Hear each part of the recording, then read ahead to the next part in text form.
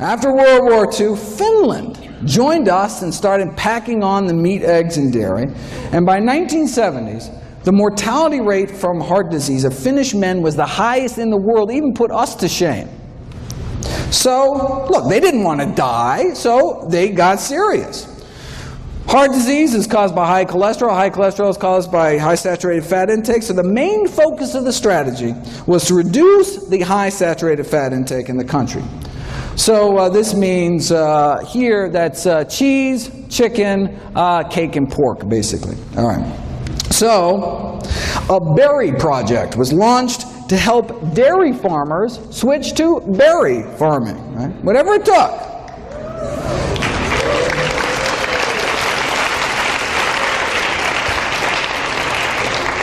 And indeed, many farmers did switch from dairies to berries. They pitted villages against each other in these friendly cholesterol-lowering competitions to see who could do the best. All right, so how'd they do?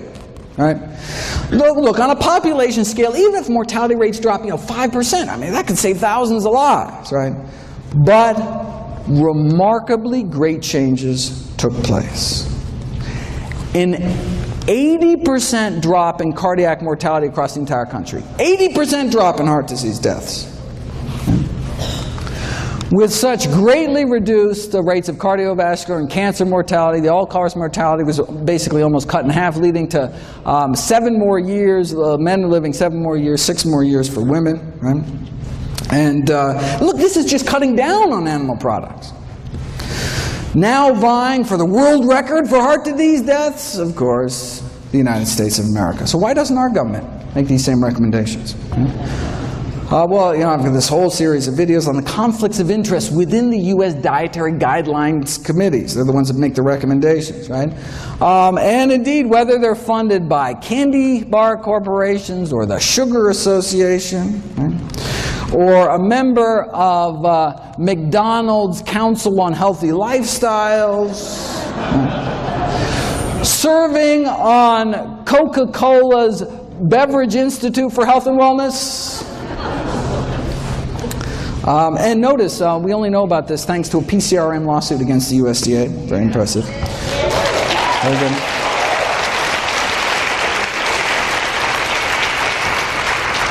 One committee member served as the Duncan Hines brand girl and then as the Crisco brand girl.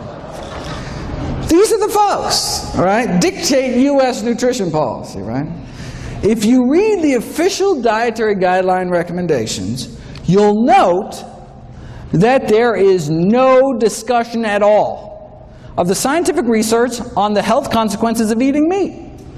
Why? Because if the committee actually discussed this research, it would be unable to justify its recommendation to eat meat at all, as the research would show that meat increases the risk for chronic diseases, contrary to the purpose of having dietary guidelines in the first place, right? Thus, by simply ignoring the research, the committee is able to come to a conclusion that would otherwise look improper, right? All right. So they can't even talk about the science.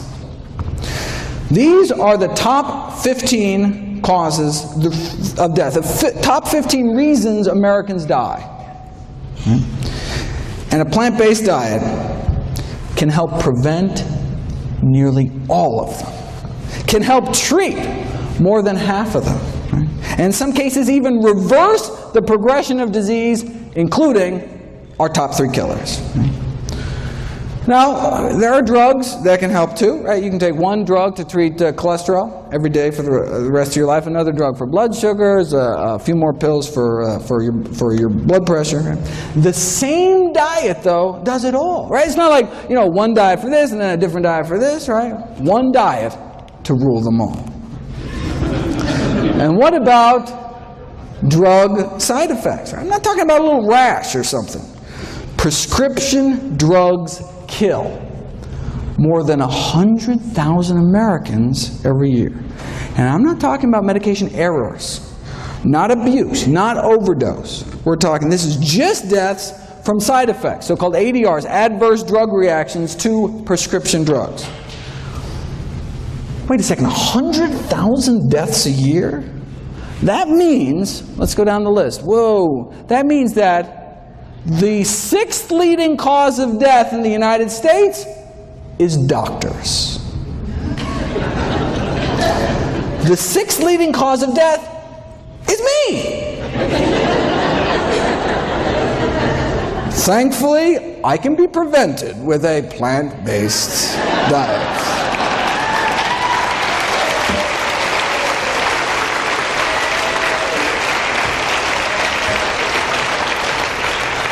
Seriously though, compared to 15,000 American vegetarians, meat eaters had about twice the odds of being on aspirin, sleeping pills, tranquilizers, antacids, painkillers, blood pressure medications, laxatives, and insulin. Right? So plant-based diets are great for people that don't like taking drugs, don't like paying for drugs, and of course don't like risking adverse effects. Right?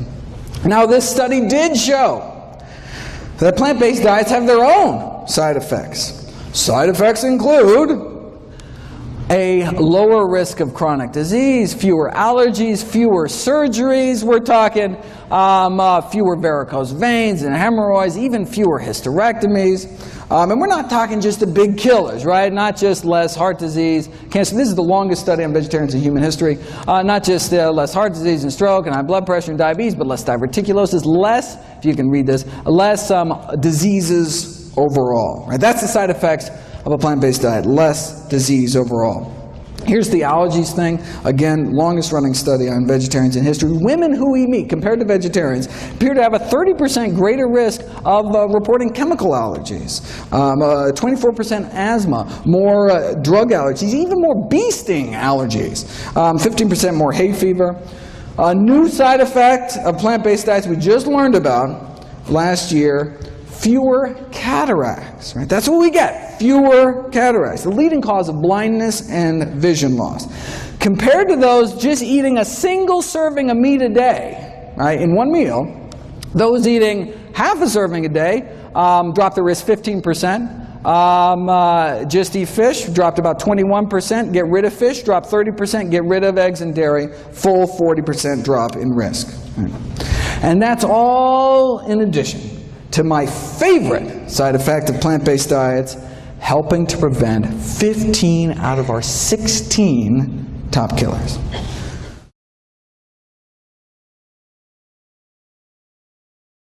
We know that a plant-based diet, fruits, vegetables, whole grains, legumes, no meat, reverses heart disease, completely prevents death from heart disease, slows the progression of cancer, and the almost identical diet promoted by the World Cancer Research Fund to prevent cancer, based on the largest review of scientific studies to date. But again, right, they can't even talk about the science because how could they justify anything but a plant-based diet? Let me end with what's probably the best summary of nutrition policy in the United States that I've ever seen. The new dietary guidelines have been released. Right? They tell us to eat healthier, but not as healthy as to noticeably affect any corporate profits. Thank you very much.